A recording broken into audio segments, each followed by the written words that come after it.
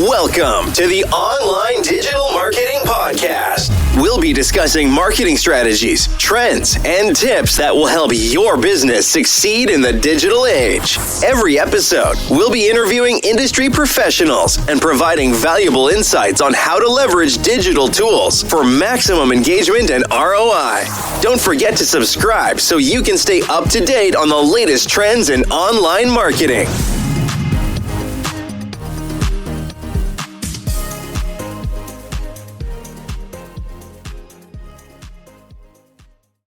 Ever open your inbox and just groan, another flood of emails, and most of them are just completely irrelevant. Mm-hmm. Or maybe you're trying to research something online, something important, and you just feel buried. It's just, it's overwhelming, right? How do you even make a decision? Yeah, that feeling. Yeah, that's incredibly common for buyers today. And for businesses, trying to reach those potential customers, that exact problem is hitting them hard. It's costing them serious money, lots of missed opportunities. Exactly. So today we're going to take a deep dive into that world, specifically B2B lead generation. What does it actually mean to generate leads, to find those buyers in today's market? It feels so chaotic. It really does. And it sounds simple on the surface, fill the funnel, but the sources we've been digging into, they show it's anything but simple now. It's fundamentally shifting. Yeah, we've pulled insights from, quite a stack of material. There are excerpts from something called Aligning Sales and Marketing for B2B Lead Generation, and also an ebook, Invisible to Irresistible. We're trying to unpack these, understand why the old ways just aren't working. Right. What's the real cost when things are disconnected internally? And critically, how can companies actually adapt? How do you reach this modern B2B buyer effectively? Our mission here is really to pull out those, surprising facts, the practical insights from this material. And one thing, it just jumps right out. These sources, they're saying loud and clear. The old playbook for B2B lead gen, it's dead. Dead. Wow. Okay, what does that even mean then for how a business finds people, finds you, the buyer? If the old ways are gone, what comes next? Well, let's unpack the core problem first. The material highlights this huge breakdown, and it's not really external competition first and foremost, though that's there. It's internal. It's this massive misalignment between sales and marketing teams. And they don't pull any punches about the impact, do they? They call it a major process problem, not just, annoying friction. They're saying it costs companies millions. Yeah. Millions of dollars, and leads directly to lost deals. Millions, yeah. Just because sales and marketing aren't, working together smoothly on leads, they argue lead gen should be like a bridge, right? Guiding buyers. But these broken strategies, this misalignment, it acts like a wedge, pushes teams apart, and pushes potential buyers away too. And you can see this wedge causing real pain points.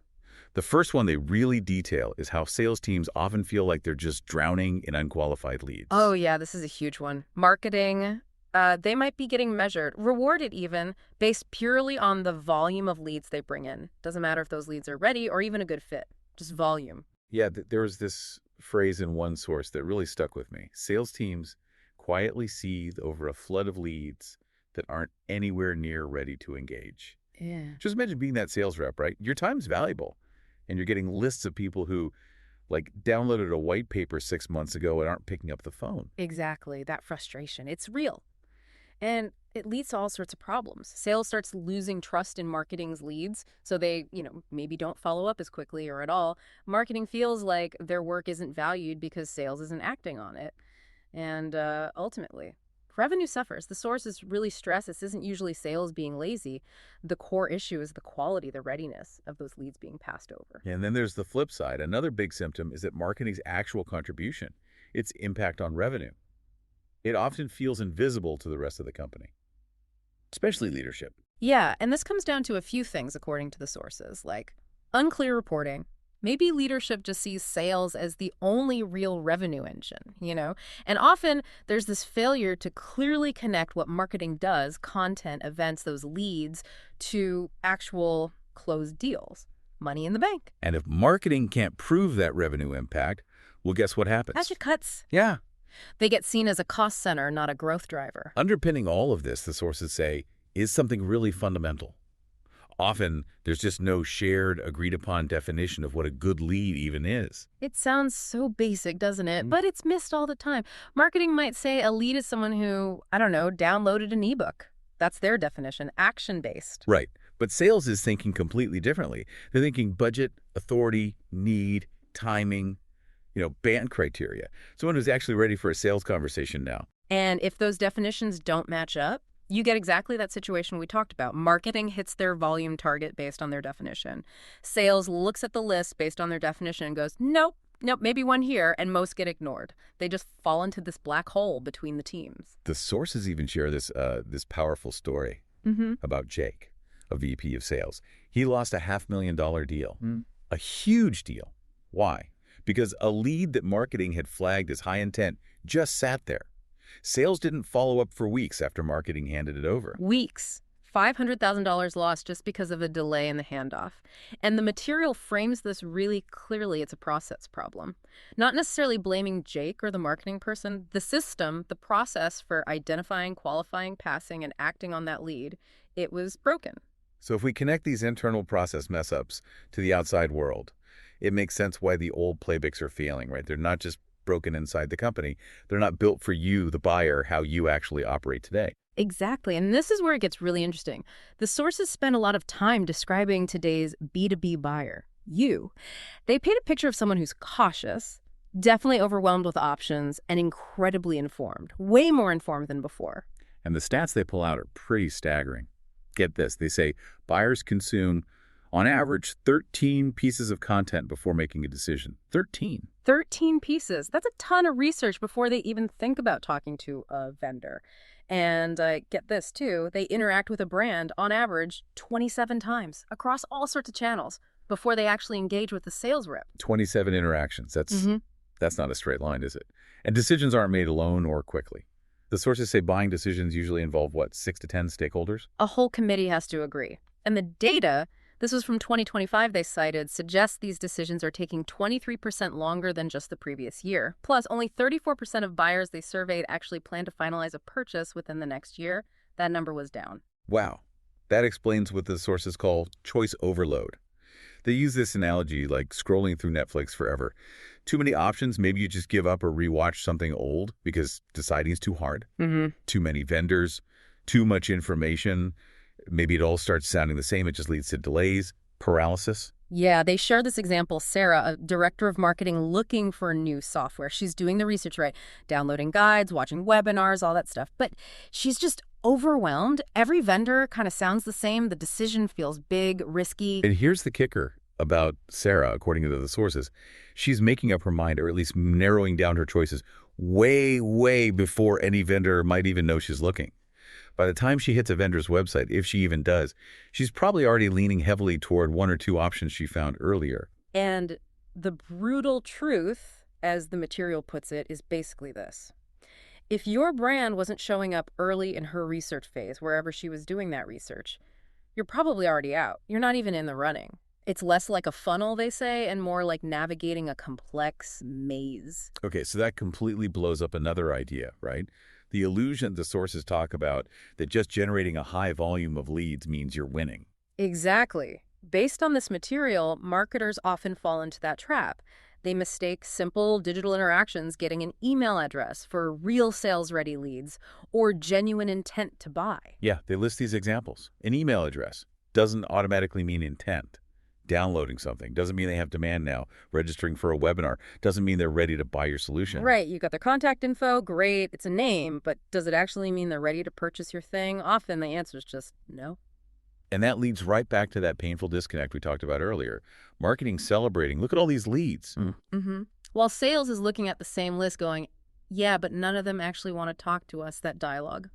Pulled straight from the source material. It's classic. And as the sources keep hammering home, this whole disconnect, it's incredibly expensive. You're burning money, generating interactions that don't turn into real opportunities. Yeah. It stalls growth. So if buyers are overwhelmed, doing tons of research, maybe even actively avoiding being sold to early on, and just collecting names isn't the answer, where are they actually spending their time when they're researching solutions?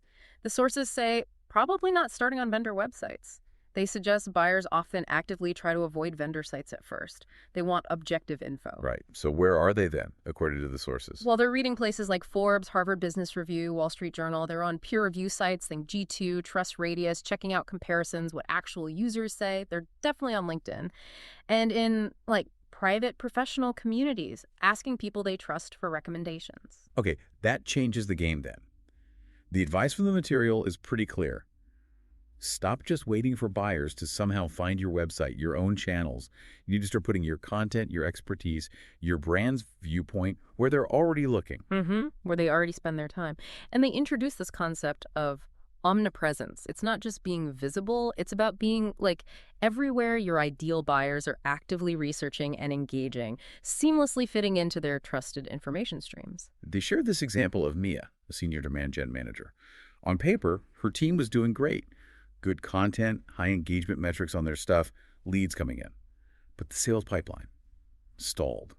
And sales told her straight up, Mia, the leads aren't bad quality, but we're always too late. Always too late. Because the buyers, like Sarah, were already deep in their research on those other sites and communities we mentioned. They were figuring things out, evaluating options, maybe even making decisions before Mia's brand ever really entered their world. And here's that brutal truth again from the sources. Buyers don't give second chances to brands they never even noticed during that crucial early phase. If you weren't there when they were looking, you probably missed your shot entirely. Which brings us to this dilemma, this trap that many B2B marketers feel stuck in. The sources call it the lead generation spectrum, or the quality versus scale trap. Yeah, it feels like this historical tug of war, right? Option 1, go all in on high quality, super qualified leads. Sales loves them. But the volume is tiny. You can't hit your number. Exactly. Option 2, go for high volume, lots of names, looks good on a report, but the quality is usually low, they're not ready, and sales gets frustrated all over again. The sources use this persona, Alex, a VP of marketing. He perfectly represents this trap. Alex has budget, his team makes great content, they see good engagement numbers, but sales is still saying these leads aren't ready, there's no urgency. And leadership's asking that killer question, where's the ROI? So, the sources describe the two traditional routes Alex tried to escape this. First, he tried what they call walled gardens.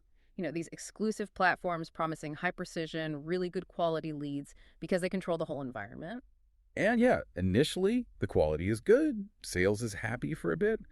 But the sources point out the big problems. The volume is just way too low to fuel real growth. The budget gets eaten up super fast for limited reach.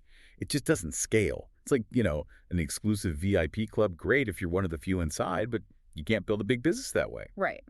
So Alex pivots. He tries the opposite. Scale providers. These promise massive reach, tons of volume, and on paper at least, a really low cost per lead. Looks like the answer to the volume problem. But then the trap springs, right? The sources show that most of these leads, they aren't actually real buyers. It's scraped data or really weak signals of engagement or these mysterious black box scoring systems that don't truly tell you anything about intent. Sales just gets buried again, but this time in high volume junk. The analogy they use is like handing out flyers in Times Square. Yeah, you get massive reach, huge volume. But are you actually reaching the specific people who might buy your, say, niche enterprise software? Probably not.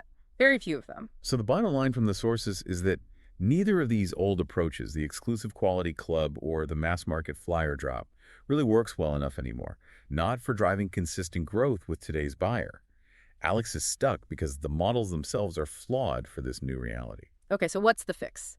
This brings us to the solution proposed in the source material, something they call programmatic lead generation. Programmatic lead generation. Okay. Yeah, it sounds a bit technical, but the sources position it as the way to maybe get both precision and scale to finally get out of that quality versus scale trap. That's the idea, yeah.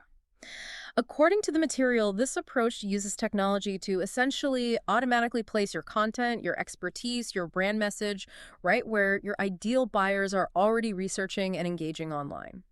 The goal is to get in front of them before your competitors do, delivering high-intent leads based on actual engagement without needing cold outreach or just adding more noise. And a key thing they emphasize is it relies on real-time first-party signals tied directly to how people interact with your content, not those murky third-party data lists that are kind of dying anyway. Exactly. So instead of trying to interrupt people or just waiting for them to stumble onto your website, Programmatic lead gen aims to put your brand and your relevant content directly in their path right when they're showing active interest in topics around your solution.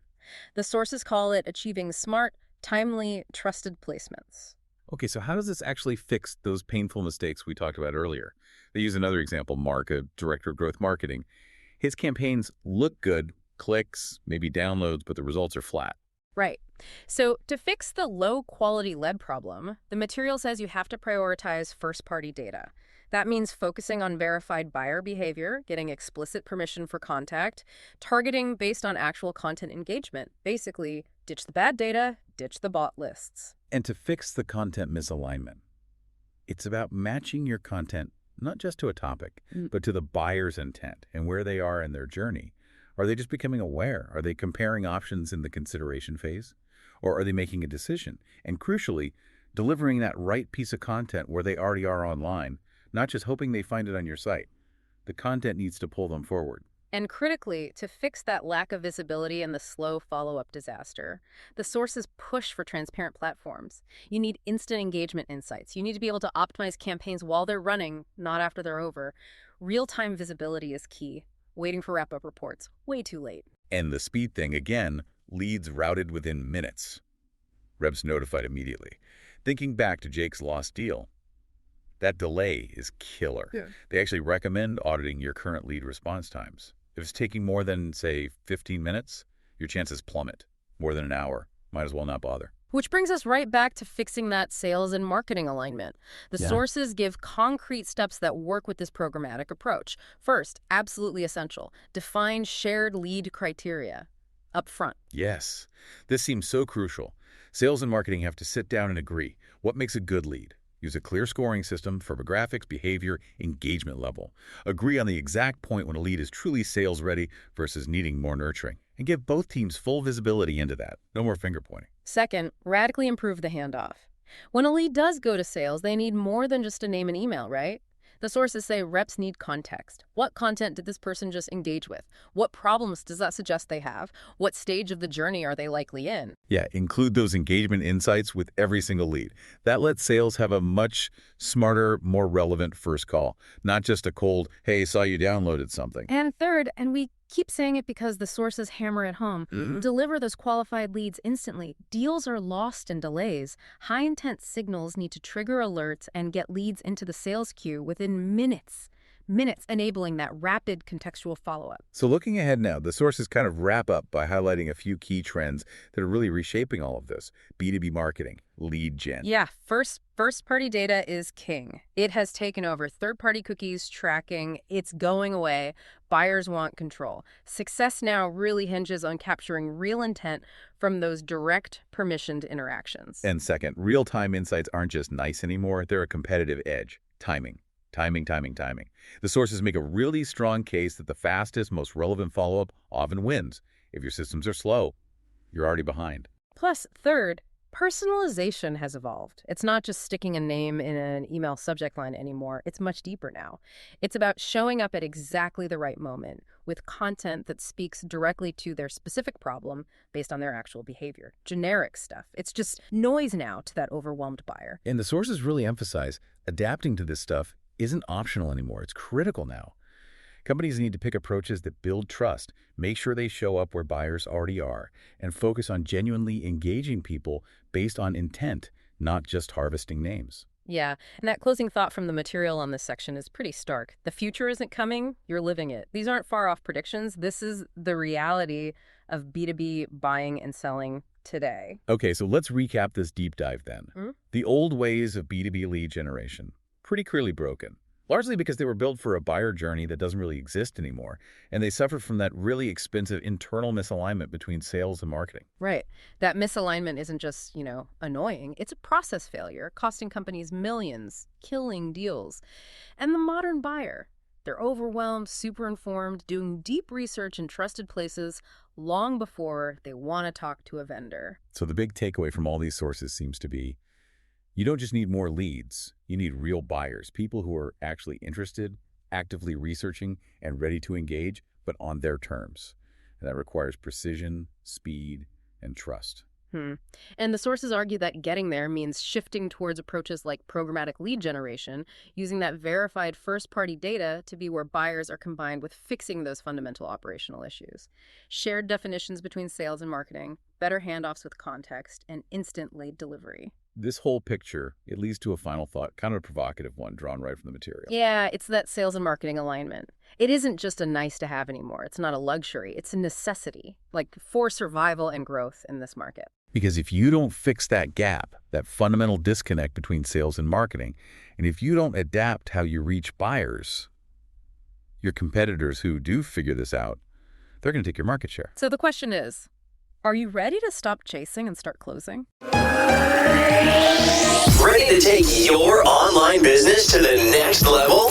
Subscribe to our digital marketing podcast and then join our Accountability for Success Mastermind. With expert advice from industry leaders, you'll gain knowledge and insights that will help you succeed in today's digital marketing world. From social media strategies to search engine optimization, we have all the tools you need. Learn from successful entrepreneurs and take control of your online success. Join the Accountability for Success Mastermind now at bit.ly/AFSM podcast.